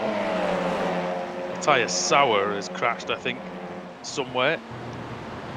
He's dropping down out of the top 30. Oh, he's in the pits now. That's Mats Borger Anderson, actually. Oh, there Sauer is. is facing the wrong way there. Yeah, so he's got a handbrake. Might need it. You'll be lucky. Oh God. You'll be lucky from that angle, mate. I'm afraid. Oh dear. Yeah, not the best. Jack Sedgwick is in 35th place. Dear me, he was starting the race well, I think. He's mired down there a bit with damage. Quite a lot of damage, actually, I think. Rushworth easily got past him there. You know, Wojciech is not walking away from Mark Johnston, you know. He's not managing to build a massive lead. It's only 0.6 of a second. It's now 7. But Johnston's problem is going to be the Swift Cooper Esports car of Adam Hadfield behind. And Hadfield's been lapping well. 2:34.8 on that last lap, which was quicker than Wojciech Savinovic, who did a 2:35.1. So if Hadfield continues at that pace, he should be able to catch the leader. We'll have to wait and see if he can first of all get by Mark Johnston. And more problems for Oscar Mangan, was that? Oh, there's problems there for Pure Sim. That's 2 drivers colliding. That's Blackhall and Baker colliding. Oh dear. Teammates hitting each other. Got a feel for Blackhall. He frequent visitor to the gravel shop. Most of the time, none of it his own doing. So those two are not teammates, but they do have virtually the same livery and they are in the same stable, but still not great for Pure Sim on that occasion. Incidentally, those 2:34 laps, they are the official fastest lap of the race is by Matt Turnbull with a 2:34.94. It's been many laps quicker than that, but invalidated for various reasons. Dave Baker, I think that's the fastest one, 2:34.4. Onto the front straight we go. There's the new fastest lap, look. Oh yeah, set straight away by Dennis Neidhart with a 2:34.61. Oh, Balfour, yeah, 2:34.213. Yeah, you stand corrected. Timing screen took a long time to update there. Oh yeah, it's done the same thing, hasn't it, there? So, oh well, who knows then? I'll trust the graphics. I think I'll trust the graphics. But Balfour setting off after Dave Baker then. Well, Balfour's moved up steadily in this race, 14 places. Baker's gained 18, Turnbull 15. This is the battle for 7th place now, and that is Jason Cooper defending from Fraser Smith. Smith trying to go around the outside. Oh, Smith for HM Engineering. Riding on what? Sorry. Are they going to be sorry here if they have a collision? Mangan. He gave him too much room there, did Smith. He didn't need to leave him the space there. Well, that's an example of Mangan basically scaring someone off the racing line. Good job by Mangan there, up 11 places. Of course, it's nowhere near the 35 set by Sutton, but a good job nonetheless from Oscar Mangan, considering how far down the field he was, and of course the reverse grid means you have got to get by all these cars, and they're not just going to get out of your way. Well, Sutton as well was only down there because his second race was terrible. He's managed to have a much better one here into the top 15. You can see him just in the back of the shot, actually, just the Pure Sim car coming around Fania.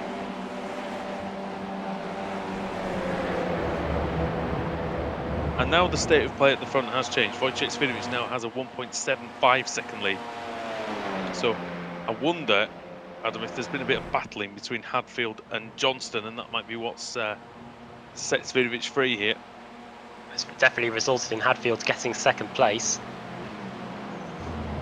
Yeah, that's true actually. Yeah. Yeah, the Swift Cooper Esports cars managed to finally get by. Meanwhile, here is Johnston's teammate, Nathan Davis, going at it with Oscar Mangan. Wales v Republic of Ireland going at it in the bus stop chicane. And it's going to be the Coursing Racing cars that's going to come out on top. No, Davis has got a good run on the outside into the source. It's all going to be about latest on the brakes. The two make a little bit of contact there on the under braking, and they manage to repel from one another and stay on the track. That gets Smith interested as well. Smith is in ninth place. Yeah, they're all very, very close together indeed, as you can see. Beau Rouge and Radion. Oh, goodness me. Well, we could have a bit of bump drafting going on our hands here. Well, Mangan's Look at trying the overspeed by the core car. It's Balfour, isn't it? And it's his teammate as well. Yeah, his teammate Mangan trying to get by as well. Smith and Davis and Baker. And Turnbull and Balfour all involved in this squabble going into Rivage at the bottom of the hill. That's brilliant. It's really, really good. Lap 6 of 8 here at Spa, as you can see in the top left corner. A lot of dirt on the racetrack as well, from where drivers have been off and delivered some detritus back onto the racing line. Through Pouon. Balfour. Oh man. Oh. Turnbull. Yeah, and Sutton was leaning on Neidhart through the through the corner a little bit. And, Sutton now gets past Turnbull easily. Might be orchestrated, that one possibly. But yeah, he's got through quite nice and cleanly. Dave Baker then having a look on Nathan Davies. And Davies has hung on well, I tell you. I mean, he did start in the top 4, and well, no, he started 6th, sorry, did Davies, but he got a good start, got into the top 3. He was holding them off for quite some time. It's quite hard to trump the opposition around here. When you're a AM driver and you've got such illustrious names behind. Oh, what do the polls say about that move? Going into the bus stop chicane by, I think it was Baker, but Davis is dropping down slightly.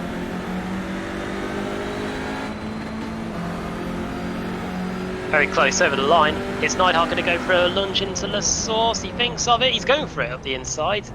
And he almost collides there with Matt Turnbull. He's collided with somebody. Was that, I'm not sure who that was. It might have been a nudge by Davis or Gregory, one of the two. Oh, Davis. And Gregory's been able to get by. As we start the penultimate lap, and if you're Dennis Neidhart, you've got quite a menacing looking pack right behind you.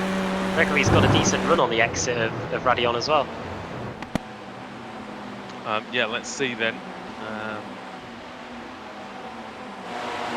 Whatever it is, something is wrong with Nathan Davis. It looks like he looks like he's picking up top speed again, but he will get passed by the fiercely forward car there going into Les Combes. That's Torres getting by. Yeah, Torres. That's the first good race for him, really, in this meeting. He's actually gained 19 places, so a very good race indeed. Staney is up to 21st as well. That's Pete Newman on the inside. That's with his old sparring partner Simon Field.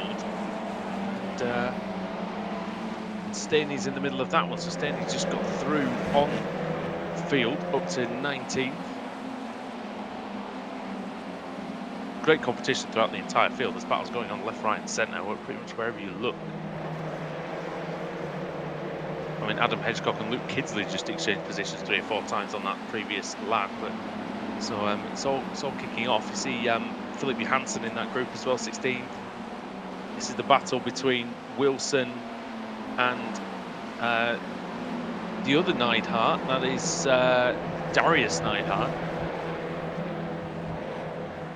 Chimera almost going around the outside there, the Chimera car of Wilson. And now Martin Rich coming into it. Yeah, from race 2. He was very near the front in race 2. He was, and he deserved. You know, he did a good job, didn't he, Fridge? But here's Leitner, who was near the front in race 1 before we saw him go off into the gravel. And here we go then. We're starting the final lap. Wojciech Svidovic leads by 2.6 seconds. We're just going to see how this goes into the bus stop chicane. 5 cars all scrolling for position. It's Fridge who's at the front of that group. Oh, and he runs wide, does Wilson. And Leitner had to get out of that one a bit. His teammates arrived on the scene as well. Car 180. 187, sorry, Wilson. No. 186. Trendle. There we go. It's not Trendle. Yeah. Yeah, that's right. Yeah, Campfield's in the fiercely forward car this year, isn't he? Yeah. That's right. There's HM Engineering's Norbert Leitner, but there's the race leader, Wojciech Svidovic. He's got a 2.9 second lead over Adam Hadfield. Mark Johnston is still right with Hadfield in the fight for second, and will be able to pounce if the Swift Cooper Esports car makes any mistake in the closing stages. Yeah, Simpson was defending from Tompkins all the way to the white line, and now they're side by side through Malmedy. And who's this arriving on the scene? It's Oscar Mangan. Could be about to go into battle with his former team principal. Yeah, this is great. It's a really good battle for 4th, 5th and 6th. Tompkins sliding the rear of the car.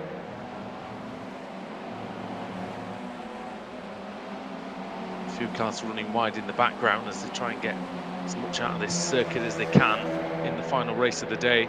This meeting's flown by, Adam. I do like the new format. Gets it all done quickly and keeps the drivers on their toes.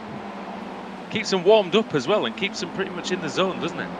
Yeah, there's literally no lull period at all, and if the racing's not happening, then they're on the track warming up as well. And that's good because, excuse me, the amount of times you get like a half an hour break and then you come back to try and do the practice and everything's completely different. But here's Wojciech Svidovic, Adam. He's going to take the win, I think, here. Well, it's been an interesting start to the season for Wojciech Svidovic. Race 1 and race 2 weren't good at all, but he managed to get in the position that he needed to be for race 3 and started on the front row, got past Mark Johnston early on after a very decent battle, and now he's going to come into the final corner. The former champion Wojciech Svidovic exits the bus stop chicane, takes the checkered flag, and he's delighted. He wins the final race of the day here at Spa-Francorchamps on the ARLTC. It's going to be close for second, and it's also going to be close for 8th. Right, they might not even make it to the line. Jason Cooper. I think that one's done. I think Cooper's done. He's Can he get it going again? He needs to. He's got no steering, Adam. He can't turn. Oh, no. That means he won't make it to the line. He's had to tow back to the pits. There's more cars going off in the background. Fiercely forward. Campfield. Meanwhile, look at this. This is Mads Borger versus Jamie Rushworth. Bream. 38th place. No way through in the bus stop chicane, and it's going to be the it's going to be the TC Motorsport car that comes home just ahead of Bream UK, with Jake Blackwell just coming across the line in the background after another race where the luckless Australian goes through the gravel. Here is that is a car without a front end on it, and that is I don't know who that is. Glover, yeah. Baron It's like Glover. Aston Martin from without the grill. Close finish with Woodhouse there. Yeah. And I mean, you know a bit about Aston Martin, but there you go, across the line for them in the 40s. And is there anybody still going? Ross McFarlane, I think, still going round. You know, he's 46th, and I can only imagine, Adam, that he was involved in that nonsense on the first lap. And so too was whoever was in front of him. They looked very sort of sideways. That was, I think, that was Sean Gardner. There goes McFarlane over the line, 45th place, and that is the end of, well, a breathless meeting. And we can finally get the finishing order up on your screen without having to worry about advancing to another session, because that was the last race of the day. And here it is. Wojciech Svidovic wins with Adam Hadfield in second. Third for Mark Johnston, another Pro-Am on the podium. And he'd be delighted with that. Mark Johnston finishes ahead of Alex Simpson, who finishes in fourth. Adam Tompkins there in fifth. Sixth for Oscar Mangan. Then Fraser Smith seventh. Dave Baker gaining 21 places to finish in eighth. Ninth for Ross Balfour and 10th for Matt Turnbull. 11th for Dennis Neidhart, then 37 places gained for Sutton to finish in 12th. George Simmons gaining 30 places as well to finish in 13th. 14th for Ben Gregory, then Philip Johansson in 15th place. 16th for it's Torres in 16th place, gaining 20 spots. Jason Sterney, 17th. 18th for Pete Newman, 24 places gained for the Freem UK car. 19th for Nathan Davis. 18th for Simon Field, 19th for Nathan Davis, and 20th for Michael Evdoga. 21st for Rob Sutherland, then it's Darius Neidhart for the .exe esports car. Marcel Fritsch in 23rd, then Simon Trendle and his teammate Jamie Wilson, 24th and 25th. They're the two Team Chimera cars. Then it's Kip Stevens, Adam Hedgecock, Jack Sedgwick down there in 28th, 29th for Alex Sneller, and Scott Malcolm in 30th. Then we've got Damien Harris, Joachim Goldbranson, Ash Sutton there in 33rd, then John Roberts, Jamie Rushworth, Jake Blackhall in 36th, then Luke Kidsley, Adrian Campfield there in 38th place, 39th for Jake, not for Jake Blackhall, it's 39th for Norman Leitner, the Hungarian. Then it's Mark Woodhouse, Baron Glover, Matt Sporger, and Sean Gardner. Then there's Ross McFarlane in 44th. And then Pierre Heath's De Suerte, I'm not too sure what happened to him after that slowdown that we saw at the start. Then Jason Cooper, Matthias Sauer, then Craig Williams, Kieran Harrison for HM Engineering. Good start to the season for them. I'm sure the results will come. Previn Valler there in 50th, 51st for Toby Ward. Then Ricard Carlson, Mikael Garcia, Austin Foster there in 54th. Then Eric Micker, Josh Thompson. Race 2 and race 3, nothing short of a nightmare for him. And Sean Barnett in 57th place. And is there more? No, I think that's it. But I think 57. But yeah, well done to everybody for getting through all those unscathed, because that is always half the battle around here. I'm just gonna have a look and see if there's anybody waiting for an interview. In fact, there is. And one of those very drivers is going to be Ben Gregory, so I'll just try and drag him in and just see. Well, it's not working for me, Adam. I don't know if you can try that, but let's get him in for a Okay, well, and he's in. There we go, Ben. Hello, Ben. How are we doing? Not too bad. Bit sway after that one. That was tough.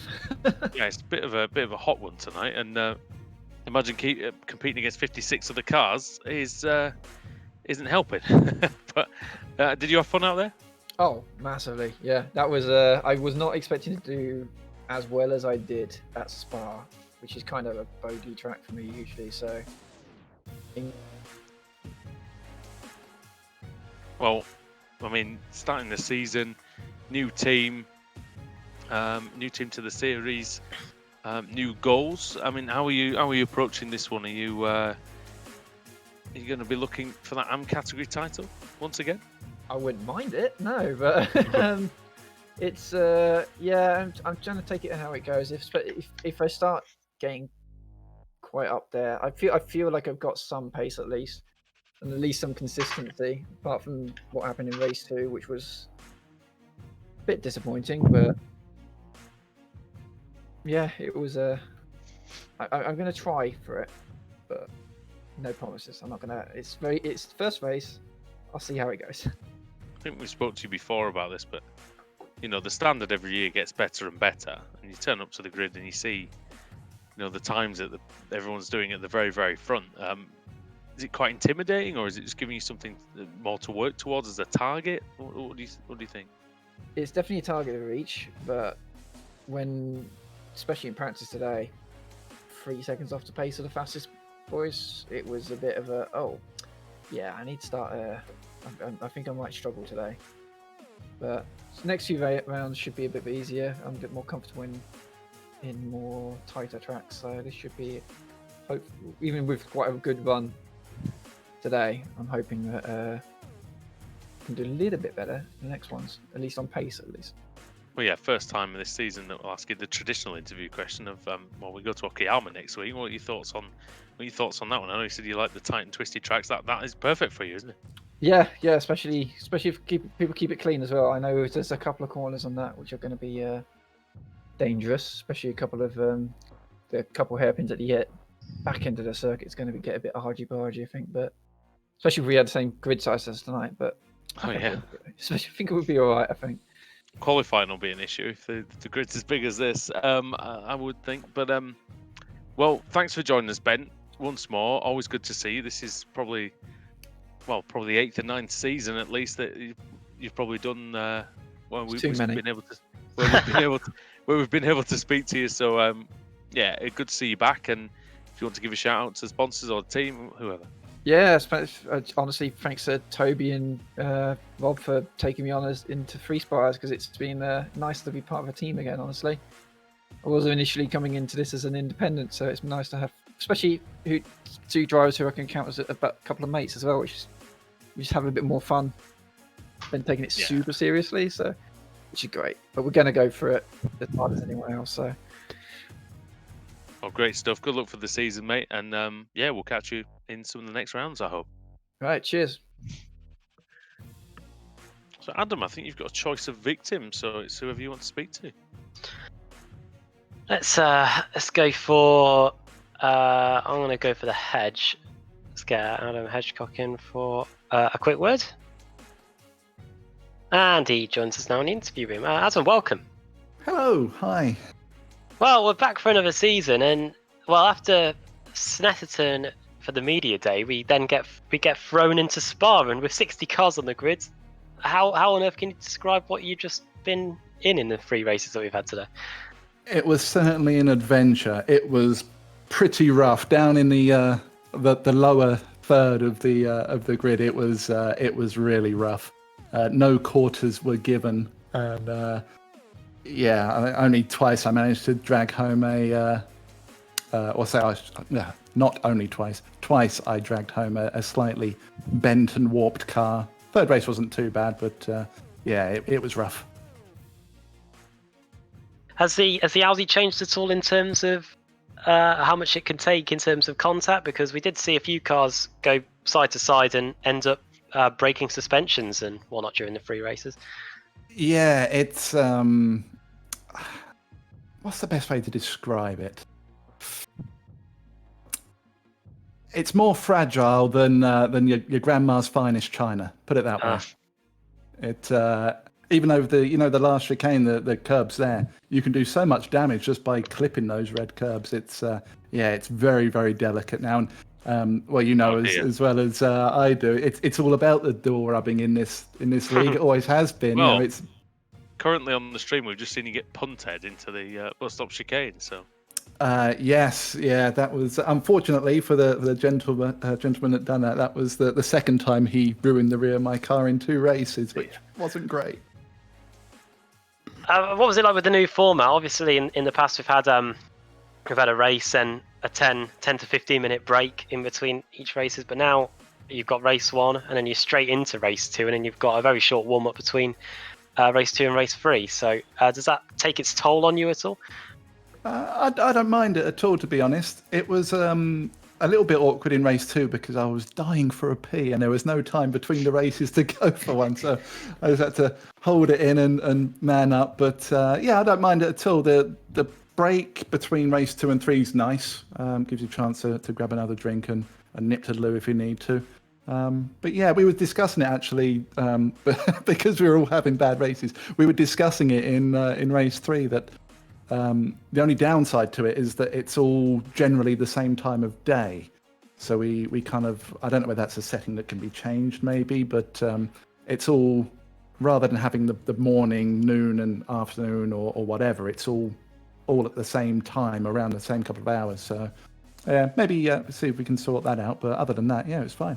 How was it for you guys broadcasting it? I think, aside from needing the occasional drink, I think we love the new format. Yeah, so long may that continue. Before we let you go, then, Adam, is there anyone you want to give a shout out to? The boosted guys, as always, great stable to be in. Some cracking guys, and pleasure to race with them as always. Mind.org.uk, we're running the livery. Still got the logos all over our car, supporting an amazing charity, an amazing group of people that make people's lives so much better. I know I've said it before and I'll say it again. Don't ever feel like you can't talk. Even if you feel like it's stupid, just say something. It helps immensely, and speaking to the people at Mind will certainly get you in a good frame of mind. Brilliant. Well, thanks for taking the time to come and speak to us again, mate, and all the best next week at Okayama. Yep, cheers, fellas.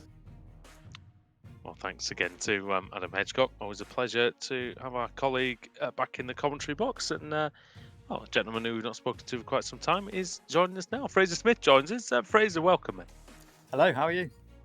Yeah, good. How are you after the Royal Rumble out there? I'm pretty happy I survived, actually. Didn't do too badly. Qualifying, I was a bit disappointed, so I was on the back foot a bit there. But race 2, I'm pretty happy with it, actually. Pretty happy. Well, the new format made everything quite fast and furious. And did you get a sense of that when you were on the grid, in terms of were people maybe slightly going about things in quite a rushed manner out there, or was the good driving, was the patience on show?